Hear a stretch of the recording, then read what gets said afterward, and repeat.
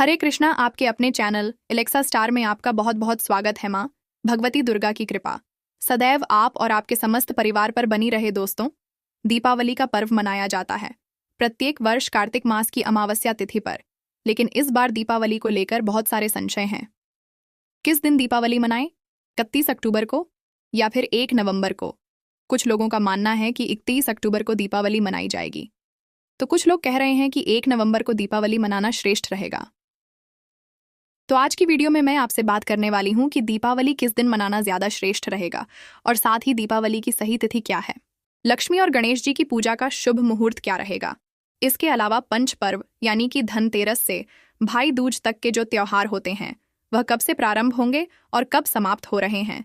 इसके अलावा दीपावली पर माता लक्ष्मी की भगवान गणपति की आराधना पूजा किस प्रकार से करें ताकि स्थायी रूप से श्री हरि विष्णु सहित महालक्ष्मी का वास हमारे घर में हो, भगवान गणपति का आशीर्वाद हमें प्राप्त हो। तो दीपावली की संपूर्ण जानकारी आपसे शेयर करने वाली हूं, इसलिए बहुत महत्वपूर्ण है। आज की वीडियो पूरा जरूर देख लीजिए। अच्छी लगे वीडियो तो लाइक भी जरूर कीजिए, क्योंकि आपके लाइक्स, आपके कमेंट्स मेरे लिए बहुत महत्वपूर्ण होते हैं। यही एकमात्र जरिया है जिनसे मुझे पता चलता है कि आपको यह वीडियो अच्छी लगती है और आपके लिए यह वीडियो उपयोगी है। तो अगर वीडियो अच्छी लगे तो लाइक तो जरूर ही किया कीजिए। और अब सबसे पहले जानते हैं कि अमावस्या तिथि कब प्रारंभ हो रही है, कब समाप्त हो रही है और किस दिन दीपावली हम मनाएं। देखिए, इस बार कार्तिक मास की अमावस्या तिथि 31 अक्टूबर को दोपहर में 3:52 पर प्रारंभ हो रही है और समाप्त होगी अमावस्या की तिथि 1 नवंबर को शाम को 6:01 पर, यानी कि शाम के समय अमावस्या तिथि का समापन हो रहा है। तो ऐसे में कुछ विद्वानों का मानना है कि 1 नवंबर को अमावस्या तिथि प्रदोष काल में और निश्चिता काल को स्पर्शी नहीं कर पा रही है, जबकि 31 अक्टूबर को अमावस्या तिथि प्रदोष काल से लेकर निश्चित काल व्याप्त रहेगी। और दीपावली पर जो मां लक्ष्मी की आराधना की जाती है निश्चित कालीन अमावस्या तिथि में ही की जाती है। वहीं कुछ विद्वानों का मानना है कि 1 नवंबर को अमावस्या तिथि सूर्योदय काल में भी रहेगी और शाम को प्रदोष काल में संध्या काल में भी अमावस्या तिथि हमें प्राप्त हो रही है। ऐसे में कई स्थानों पर 1 नवंबर 2024 को भी दीपावली मनाई जाएगी। तो अगर देखा जाए तो इस बार दीपावली का पर्व 2 दिन मनाया जाएगा, 31 अक्टूबर को भी और कहीं कहीं पर 1 नवंबर को भी। जैसे कि आपकी जानकारी के लिए बता दूं कि अयोध्या में दीपावली का पर्व 1 नवंबर को मनाया जा रहा है और 31 अक्टूबर को वृंदावन के बांके बिहारी मंदिर में, नाथ द्वार श्रीनाथ जी मंदिर में, तिरुपति देवस्थानम में और द्वारकाधीश में भी 31 अक्टूबर को ही दीपावली मनाई जाएगी। तो अलग अलग मान्यताओं के अनुसार 2 दिन दीपावली इस बार मनाई जा रही है, लेकिन 31 अक्टूबर को दीपावली मनाना श्रेष्ठ रहेगा। फिर भी आपके यहाँ जिस दिन दीपावली मनाई जा रही है आप उस दिन दीपावली मना सकते हैं। बात करें पूजा के शुभ मुहूर्त के बारे में तो देखिए, 31 अक्टूबर को दीपावली पूजन के लिए 2 शुभ मुहूर्त आपको प्राप्त हो रहे हैं। पहला शुभ मुहूर्त है प्रदोष काल में। इस दिन प्रदोष काल में 5:36 से रात्रि 8:01 के बीच बहुत ही शुभ मुहूर्त रहेगा। इस समय में आप पूजा कर सकते हैं।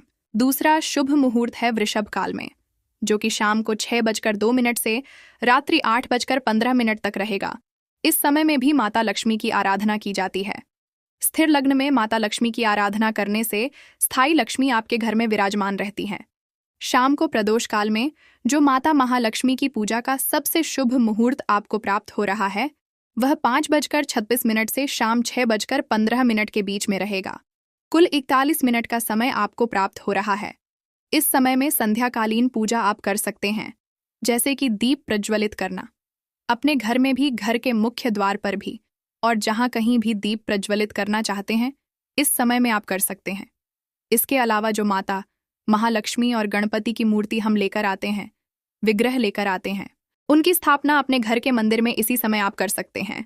इसके अलावा भी जैसे कि अगर आप दक्षिणावर्ती शंख लेकर आते हैं या फिर श्री यंत्र की स्थापना करना चाहते हैं तो यह शुभ मुहूर्त है। इसी समय में आप पूजा अर्चना करके सभी चीजों की स्थापना कर सकते हैं। अब बात करें पूजा विधि के बारे में तो देखिए, घर के उत्तर दिशा में या फिर पूर्व दिशा में या फिर ईशान कोण में माता लक्ष्मी की पूजा की व्यवस्था कीजिए। जिस स्थान पर आपको माता महालक्ष्मी के लिए चौकी स्थापित करनी है उस स्थान को पहले साफ कर लीजिए, शुद्ध कर लीजिए। गंगा जल छिड़क कर फिर लकड़ी का एक पाटा बिछाए, उसके ऊपर आपको लाल या फिर गुलाबी रंग का वस्त्र अर्पित करना है, मतलब एक वस्त्र बिछा दीजिए। अब उसके ऊपर ही आपको पहले गणेश जी की मूर्ति रखना है, फिर उनके दाहिनी ओर लक्ष्मी जी की स्थापना करनी है। इसके बाद कलश की स्थापना कर लीजिए। फिर शुद्ध घी का दीपक जलाकर माता महालक्ष्मी और गणपति की पूजा का संकल्प लीजिए कि आज आप दीपावली पर भगवान गणेश और माता लक्ष्मी की कृपा की प्राप्ति के लिए पूजा कर रहे हैं। भगवान गणेश और माता लक्ष्मी आपके जीवन में हर प्रकार की खुशी, सुख, समृद्धि और संपन्नता लेकर आएं और पूजा में किसी प्रकार की भूल चूक हो जाए तो इसके लिए क्षमा प्रार्थना कर लीजिए। संकल्प लेने के बाद धूप दीप इत्यादि अर्पित करके विधि विधान से उनकी पूजा कर लीजिए। लाल और पीले रंग के पुष्प माता लक्ष्मी को भगवान गणपति को अर्पित करें और यथाशक्ति यथासंभव फल और मिठाइयों का भोग अर्पित कीजिए। इसके बाद मंत्रों का जप कीजिए और पूजा पूर्ण करने के बाद उनकी आरती कर लीजिए। दीपावली पर शंख बजाना अत्यंत आवश्यक होता है, मतलब शुभ माना जाता है। अगर आप घर में शंख की ध्वनि करते हैं तो इसके अलावा दीप पूजन अत्यंत आवश्यक है। तो एक थाल आपको लेना है, कोई सी भी थाली ले लीजिए, प्लेट ले लीजिए और उसमें आपको कुछ दीपक रखना है। आप चाहे तो 5 दीपक भी रख सकते हैं, चाहे तो 11 दीपक भी रख सकते हैं और सभी दीपक का धूप दीप इत्यादि अर्पित करके पूजन कर लीजिए और सब में तिलक कीजिए। उसके बाद ही आपको दीपक प्रज्वलित करना है और दीपक प्रज्वलित करके अपने घर में अलग अलग स्थानों पर इन सभी दीपक को रख दीजिए। जैसे कि तुलसी के पास या फिर कोई और देव वृक्ष हो तो वहां भी रख सकते हैं। घर के मुख्य द्वार पर रखना है। घर के आसपास कोई जलाशय है तो वहां पर भी रख सकते हैं, या फिर कोई मंदिर है तो मंदिर में भी दीपदान कर सकते हैं। मतलब आज है दीपदान के लिए सबसे श्रेष्ठ रात्रि, तो आज जितना हो सके दीपदान आपको करना चाहिए। दिवाली की पूजा के लिए आपको काले रंग के वस्त्र या फिर नीले रंग के वस्त्र नहीं पहनने चाहिए। शुभ रंग के वस्त्र धारण कीजिए, जैसे कि लाल, पीले, गुलाबी रंग के वस्त्र या फिर कोई भी शुभ रंग आप धारण कर सकते हैं। ठीक है, तो इन सभी बातों का आपको ध्यान रखना है, तभी माता महालक्ष्मी की कृपा हमें प्राप्त होती है। जब हम सकारात्मक विचारों के साथ और सकारात्मक भाव के साथ उनकी आराधना करते हैं, उनकी पूजा करते हैं और उनसे प्रार्थना करते हैं, तो माता महालक्ष्मी हमारी प्रार्थना अवश्य स्वीकार करती हैं। दोस्तों, अगर आप धनतेरस के बारे में जानना चाहते हैं तो चैनल पर वीडियो अपलोड हो चुकी है, ज़रूर देख लीजिए। दिवाली से जुड़ी और भी बहुत सारी वीडियोस आपको मिलने वाली है, तो चैनल से जुड़े रहिए ताकि सभी जानकारी आपको सही समय पर प्राप्त हो मिलती हूँ। मैं आपसे अगली वीडियो में, तब तक के लिए जय श्री राम। धन्यवाद दोस्तों वीडियो को अंत तक देखने के लिए। तो दोस्तों, अगर आपको ये वीडियो थोड़ी सी भी अच्छी लगी हो तो चैनल को सब्सक्राइब करके बेल आइकन को ऑन कर लें ताकि हमारी वीडियो का नोटिफिकेशन सबसे पहले आपको मिले। धन्यवाद।